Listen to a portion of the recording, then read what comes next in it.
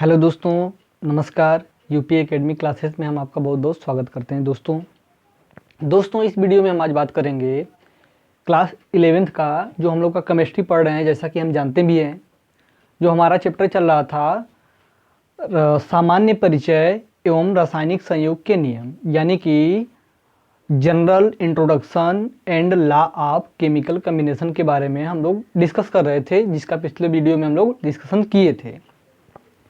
दोस्तों आज का जो हमारा टॉपिक है वैज्ञानिक संकेतन, उससे पहले हमने लिखा है मापन में अनिश्चितता, अनसर्टेनिटी इन मेजरमेंट। ठीक है, यानी मापन में अनिश्चितता। ठीक है, तो दोस्तों रसायन विज्ञान में प्रायोगिक आंकड़ों के साथ साथ सैद्धांतिक गणनाओं की भी आवश्यकता होती है। इसलिए रसायन विज्ञान में जो हमारा डाटा होता है, जो प्रायोगिक मान होता है, उसको बिना जटिलताओं के और जहाँ तक संभव हो उसको निश्चितता के साथ प्रस्तुत करने के लिए हमें कुछ नियमों को जानना अति महत्वपूर्ण होता है। ठीक है, यदि इन नियमों को हम नहीं जानते हैं तो रसायन विज्ञान में छोटे छोटे कैलकुलेशन में हमारा त्रुटि होता रहता है, जिससे हमारा जो मान है, कैलकुलेशन है, जो आंसर होगा उसमें त्रुटियां पाई जाएंगी। तो उन नियमों को, यानी कि मापन में जो अनिश्चितता होती है, ठीक है, यानी मापन में जो त्रुटि होती है उसको सुधारने के लिए, हालांकि हम लोग तो मानव हैं, जो हमारा सैद्धांतिक डाटा होगा और जो हमारे द्वारा प्रयोगों द्वारा डाटा होगा उनमें कुछ अंतर आएंगे, लेकिन हम यदि कुछ नियमों का पालन करते हैं तो जो हमारा वो डाटा है, प्रायोगिक मान है, और जो सैद्धांतिक एक्चुअल मान है, उनमें जो त्रुटि होगी वह कम से कम होने का प्रयास करेगा, यानी कम से कम होगी। ठीक है, तो उन त्रुटि को हम कैसे कम करेंगे, उसके लिए जो हम नियम है उसको जानना जरूरी है। तो उस नियम के क्रम में जो हमारा पहला है वैज्ञानिक संकेतन हम जानेंगे, यानी साइंटिफिक नोटेशन क्या होता है और इसको हम कैसे प्रयोग करते हैं। तो देखिए, किसी भी संख्या में दशमलव के स्थान को परिवर्तित करके संख्या को वैज्ञानिक संकेतन में परिवर्तित किया जा सकता है। वैज्ञानिक संकेतन में प्राप्त संख्या 1 या 1 से अधिक तथा 10 से कम होती है। दोस्तों ये जो बात है इसको आप हमेशा याद रखिएगा, ये बेस है। ठीक है, ये जो है आपका बेस है। ठीक है, हम दशमलव को वहाँ लगाएंगे वैज्ञानिक संकेतन में जहाँ दशमलव से पहले वाली संख्या, याद रखिए दशमलव से पहले वाली संख्या 1 या 1 से अधिक तथा 10 से कम होनी चाहिए। ठीक है, जिसको हम एग्जाम्पल के जरिए आपको बताएंगे। दशमलव हमको वहाँ पे लगाना है जहाँ दशमलव से पहले वाली संख्या 1 हो या 1 से अधिक हो।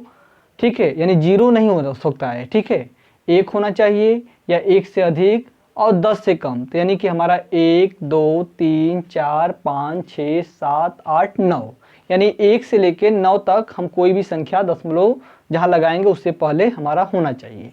ठीक है, अब हम चलते हैं नियम। वैज्ञानिक संकेतन में किसी संख्या को लिखने के लिए 2 नियम होते हैं, जिसका पहला नियम है यदि किसी संख्या में दशमलव को बाईं ओर, यानी इस साइड हमारा बायां हो जाएगा। ठीक है, यानी इस तरह हम खड़े होंगे तो ये हमारा बायां होगा और ये दायां हो जाएगा। ठीक है, तो यदि किसी संख्या में दशमलव को हम बाईं ओर ले जाते हैं तो नई संख्या जो हमें प्राप्त होगी, नई संख्या में 10 घाते n की गुणा करते हैं। ठीक है, अब 10 घाते n की क्यों गुणा करेंगे? जहाँ 10 घाते n में जो n है वह दशमलव को जितना स्थान हम विस्थापित करेंगे बाएं साइड, उसको हमको वहाँ पे घात के रूप में लिखना है। ठीक है, तो ध्यान दीजिए, जैसे हमने एक एग्जाम्पल ले लेते हैं यहाँ पे। ठीक है, यहाँ पे जैसे हम ले लेते हैं 152.5।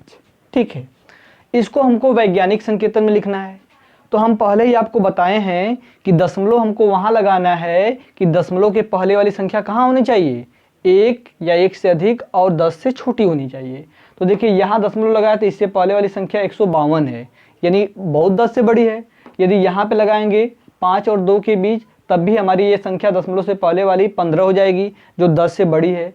यानी यहाँ पे हम दशमलव लगाते हैं 1 और 5 के बीच, यानी कि 1.5, ठीक है, थोड़ा हम बड़ा लिखते हैं, यानी कि 1.5, यानी यहाँ लगाते हैं तो दशमलव के पहले वाली जो संख्या है वह 1 है, तो हमारा 1 हो सकता है और 1 से लेके 9 तक हो सकता है, तो यानी हम यहाँ पे लगा सकते हैं। तो हम कितने अंक बाएं आए हैं, 1 2, यानी 2 अंक इस साइड आए हैं, लेफ्ट साइड आए हैं, तो हम घात के रूप में क्या लिखेंगे, 10 घाते 2। ये हमारा वैज्ञानिक संकेतन में ये सही आंसर हो जाएगा, ठीक है। इस तरह और भी एग्जाम्पल आप ले सकते हैं, जैसे दूसरा एग्जाम्पल है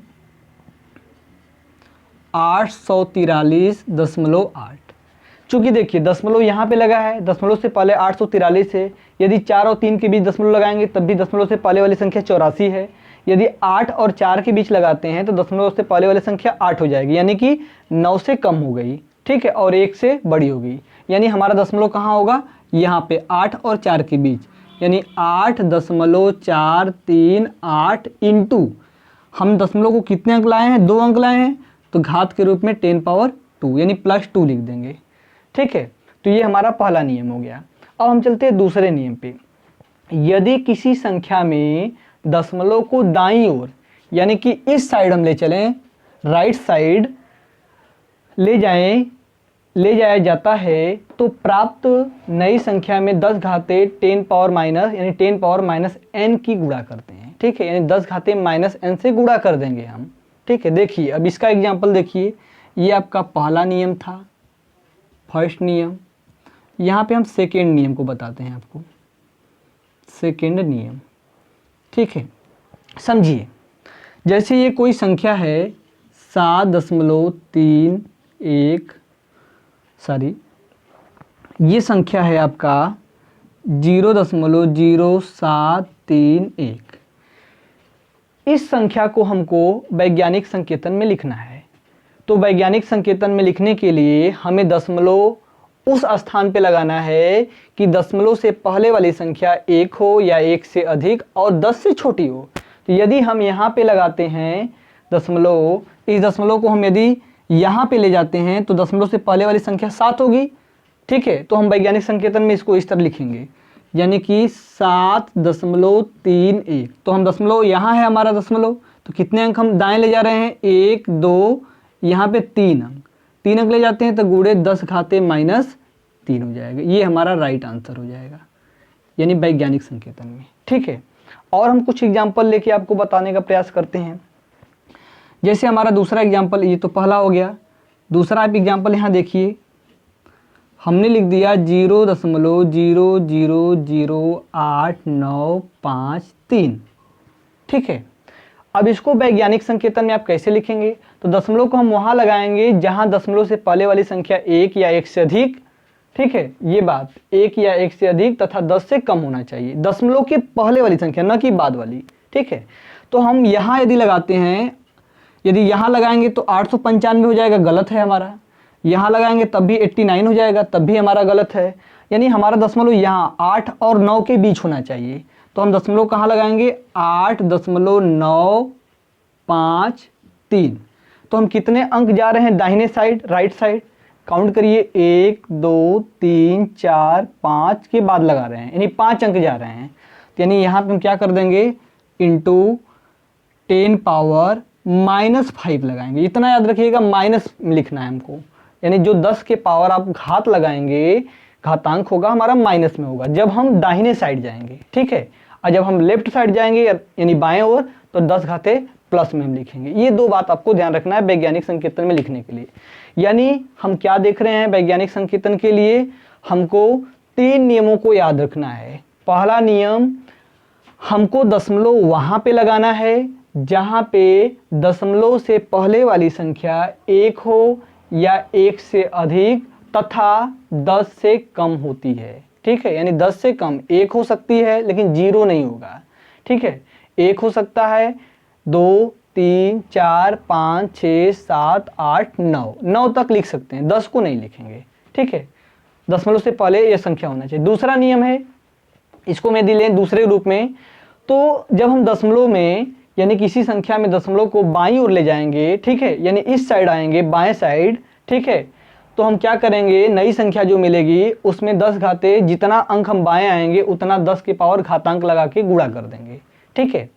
और नेक्स्ट हमारा जो नियम है, यदि हम दशमलव को दाएं साइड ले जाते हैं, जैसा कि इस एग्जाम्पल में हमने बताया है आपको, तो हम जब दाएं ले जाएंगे दशमलव को तो 10 के घाते -n, ठीक है, यानी जितना अंक हम दाएं दशमलव को विस्थापित करेंगे ले जाएंगे उतना 10 के घाते हम माइनस के रूप में घातांक को लिख देंगे। तो ये इस तरह ये हमारा हो जाएगा वैज्ञानिक संकेतन। दोस्तों एक दो एग्जाम्पल और देख लीजिए आप, ये पहला नियम का, ठीक है। जैसे यहाँ पे हम एक और एग्जाम्पल लेते हैं, ये हमारा हो जाता है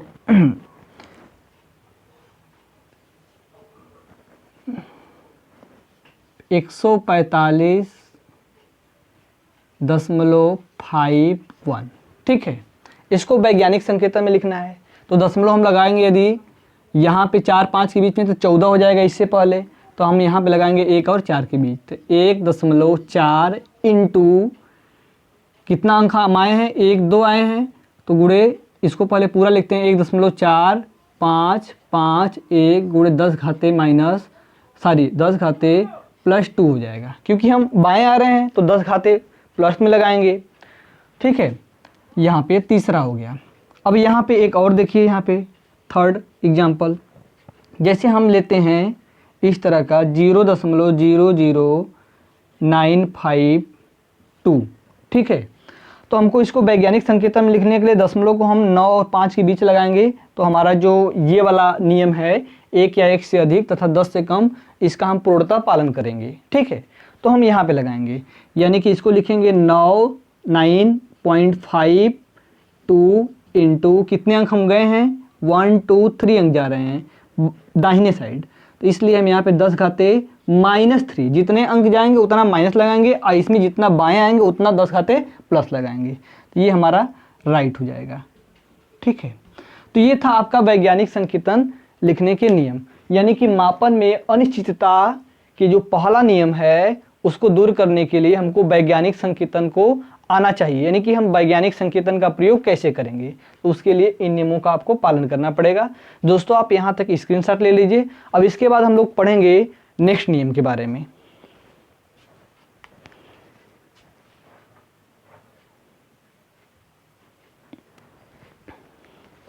तो दोस्तों जो हम नेक्स्ट नियम में बात करेंगे वो अगले वीडियो में हम बात करेंगे, ताकि यदि इस वीडियो में हम बात करेंगे और आपको इतने अच्छे से समझाने का प्रयास करेंगे तो वीडियो काफ़ी लंबा हो जाएगा, जिसको आपको देखने में शायद आप अनकंफर्टेबल महसूस करेंगे, इसलिए हम छोटे छोटे वीडियो के रूप में उसको बनाने का प्रयास करेंगे, ठीक है।